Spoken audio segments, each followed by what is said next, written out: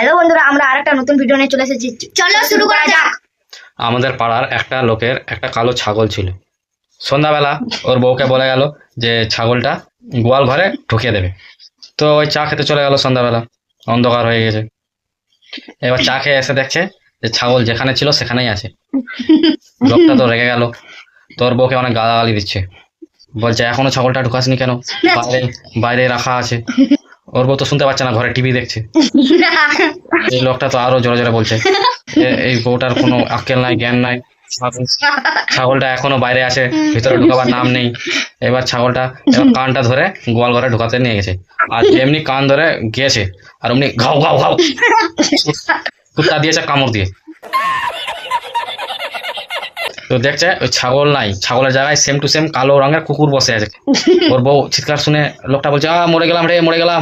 ওর বউ তো ছুটে আসলো, ওর বউ ছুটে এসে দেখছে কুকুর সামনে নিয়েছে। ওর বউ বলছে আমি তো কখনই ছাগল ঢুকিয়ে দিয়েছি।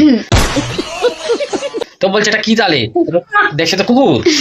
তো আমি ভাবলাম ছাগল মনে হয় আছে ঢুকাওনি, আর আমি তোমাকে গাল দিচ্ছি আর কান ধরে আমি গোয়াল ঘরে ঢুকাতে নিয়ে গেছি। কি জানি যেটা কুকুর আছে, সেম টু সেম কালো কালো মিলে গেছে, আমাকে কামড়ে দিল। তারপরে তো লোকটাকে হসপিটালে নিয়ে গেল।